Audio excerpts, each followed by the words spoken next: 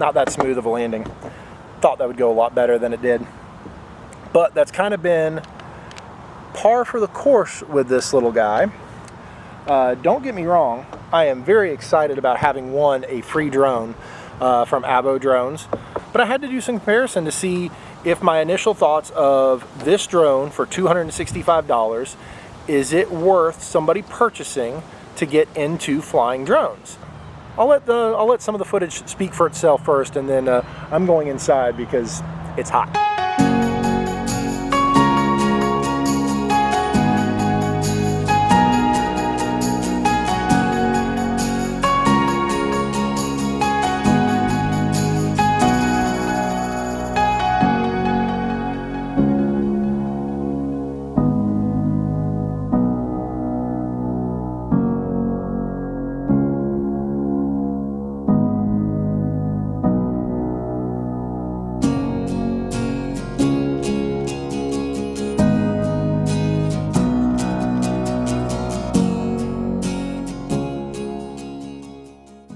First thing you probably noticed was the color, way oversaturated. And one of the cool things I will say about this drone and its software is in the app you can actually change the different color profiles and all those fun filters, put a bunch of filters on it. And I tried some of those things and they're all right if you're doing Snapchat, if you're doing Instagram stories or anything like that, Reels.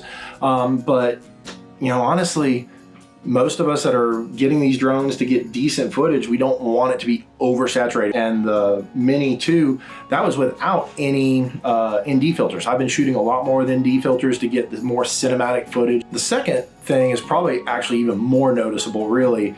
It's the gimbal. And first I'll show you my Mini 2 has that nice gimbal that moves, and when the drone moves this way, it stays and all that. And it's just nice, stable footage, even for something that small. The Abo drone, if you see right there, it does not move at all. It can move up and down, but when this thing moves this way, the camera moves that way, same that way. So you saw just how unstable it was, and if they really wanted to take this to the next level, and maybe they're just saving money, they really need to look into a 3-axis gimbal so that you get better stabilization. Maybe even get some electronic stabilization in there, because as I was trying to fly it, sometimes I'd be looking down at the screen and I'd get sick and I'd have to look up and go, oh, this does not look the way it's supposed to. So that gimbal it needs a ton of work. Another thing you can notice with the camera aspect is it claims to be 4K and the size seems to be ish. It definitely came out the same size as my DJI Mini 2. They're both compressed the same amount for this video, but the just quality is lacking. I don't know if it's the frame rate, I don't know if it's a different compression, if it's not true 4K, I don't know what it is, but it just doesn't look crisp and cinematic at all. In the app, wasn't able to choose between 2.7, 1920 by 1080, any of that stuff. It's just, you pull it out, you turn it on, and that's what you get. The quality's there. The quality is what the quality is. It'd be nice to be able to say on one day when you're just out playing for fun, you can lower it down so you can have even longer on it on a card or something like that. But there's no changing the quality. Speaking of trying to maximize the card, this drone was actually one of the cases of it's probably best to read directions before using. So the SD card goes in this little slot right in here. Well, how do you get that in there? I was trying to push it in. I was using pens and pencils and stuff to try and get it to click in and click out. I was just like, why is it not working? Well, if I read the instructions, the camera module comes off. And so then you can much easier put the SD card in, take the SD card out. By the way, it only holds up to a 32 gig card. It does not hold like my 128, my 64, those that work in the DJI do not work on this one. It takes a very smaller memory card. So that was giving me some problems at the beginning. Again, read the directions. Also, if you look in the footage, it was real squirrely flying it. One of the things that they say in a lot of their videos and some of the materials is get out where there's nothing blocking the GPS signal. You have to be in a wide open space to be able to maximize this drone's capabilities.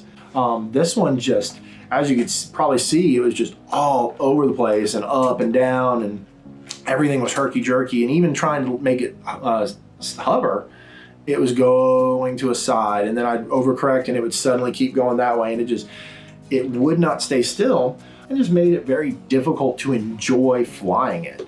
I chose Cathedral Falls for a few specific reasons, and I've kind of already touched a lot on them, but one of it is there is a bit of a wind vortex. So I wanted to see how it handled the wind from the water that was coming down, pushing it out. Some of the wind coming in, trying to push with that. I wanted to see how it handled compared to that. I wanted to see what it looked like with the water falling. You know, you want that crispy, smooth, beautiful waterfall coming down.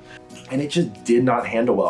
I got real scared a couple times with it. To be honest, I thought it was going to clip a branch. And like I said, the controls are real sketchy. The controller isn't bad. It's a little small. I'm not exactly sure what the specs are for how far it's supposed to go, but I didn't feel like I was able to maximize that. I tried in a wide open field. I tried with some pine trees around. I tried there at Cathedral Falls. I like to keep visual line of sight. That's something I learned from the Pilot Institute with my Part 107 course. So I tried and do that.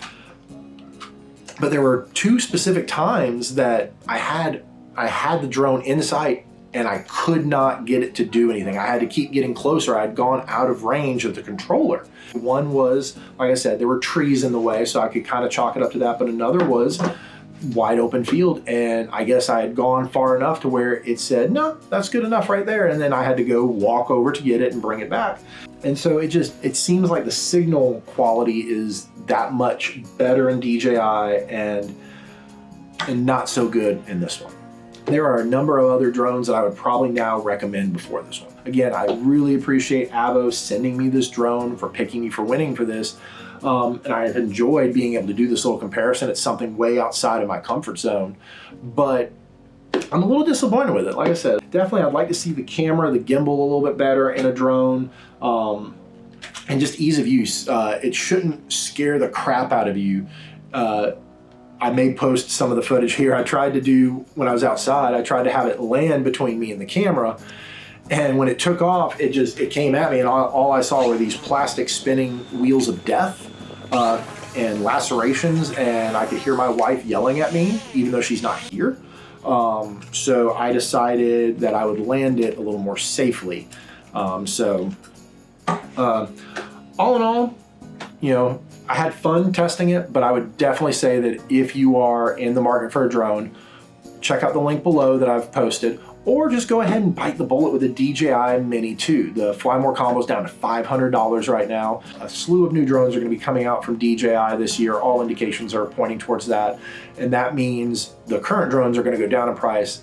For ease of use, the Mini 2 has just been so awesome to learn on. I've flown a Phantom 3, I've now flown the Avvo, and I've flown the Mini 2, and the Mini 2 by far blows the other two out of the water with ease of use. So the Avvo is not going to be replacing the Mini 2 at all. I'm going to continue using the Mini 2. One, I already have it registered with the FAA, and I don't want to have to do that with the Avvo, especially because I'm not actually going to probably use it. If the footage is unusable, I just don't want to waste even the $5 for registration with the FAA to use it. So it's probably going to sit right where it has on one of my bookcases at my office. Unfortunately, at this time, it's about all it's good for. So I'll catch you next time, and hopefully you enjoy some of the footage from some of my other videos that I'll be posting more of.